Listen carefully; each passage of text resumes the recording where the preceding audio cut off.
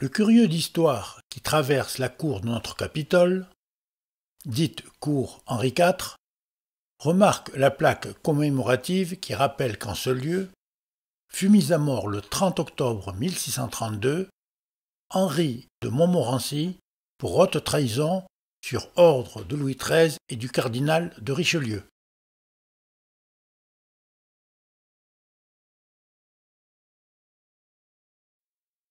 Le jeune duc, gouverneur du Languedoc, petit-fils de 4 connétables, de 6 maréchaux, allié à plusieurs maisons souveraines, poussé par sa haine de Richelieu, entra dans une conspiration contre le pouvoir royal conduite par Gaston d'Orléans, frère cadet du roi.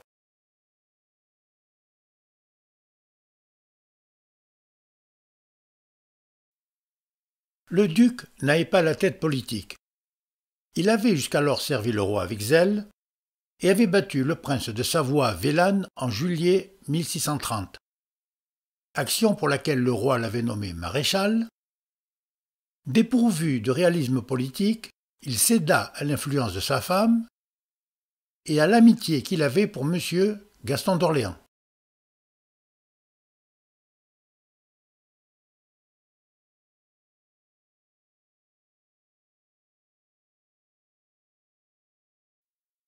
Mais l'ensemble de la province et le Parlement de Toulouse ne le suivirent pas dans sa rébellion.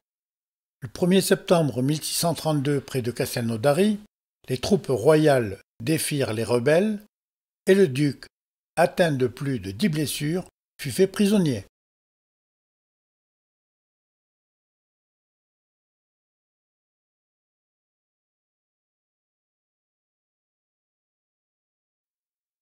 Richelieu ne voulait plus tolérer ces séditions de la haute noblesse et Montmorency fut condamné à mort par la commission devant laquelle il fut traduit. De très nombreuses demandes de grâce furent faites en sa faveur, mais Louis XIII demeura inébranlable. Sa seule concession fut d'accepter que le condamné ne serait pas exécuté en public, mais à huis clos, dans la cour du Capitole, et que le bourreau ne le toucherait point.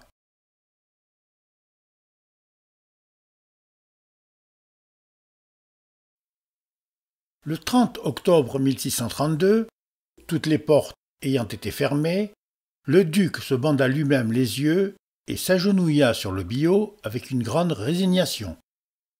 Ses derniers mots sont pour le bourreau : « Frappe hardiment ».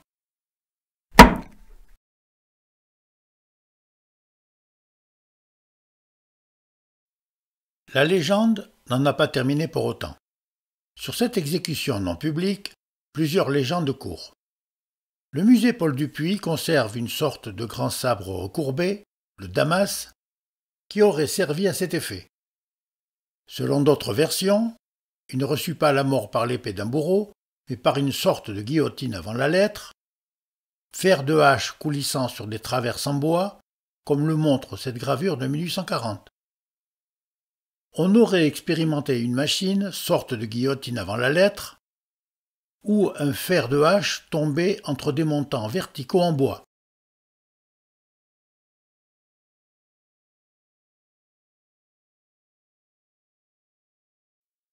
Mais il est très curieux de remarquer qu'au siècle précédent, Michel de Notre-Dame, dit Nostradamus, avait remarquablement prédit cette fin tragique.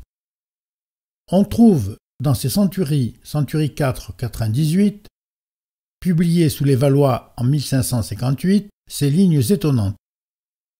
Neuve obturée au Grand Montmorency, hors lieu prouvé, délivre à Claire Payne.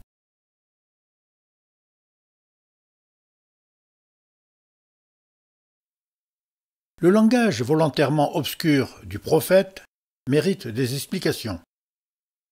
Le Grand Montmorency, enfermé dans une prison neuve obturée, car la cour Henri IV était d'achèvement récent. L'exécution faite en des lieux inhabituels, hors lieu prouvé, le condamné subit la clara panea, peine réservée aux gens illustres, car la décapitation ne comportait pas le côté infamant réservé à la pendaison ou à la roue.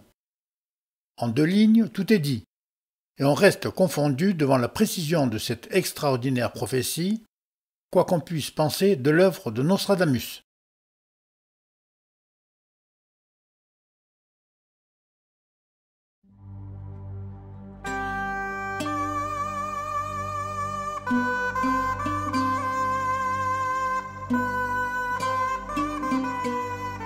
La mort d'Henri de Montmorency fut le signe du déclin du pouvoir de l'ancienne féodalité et l'affirmation d'une autorité royale sans entrave, ce qui fut pleinement réalisé sous le règne de Louis XIV.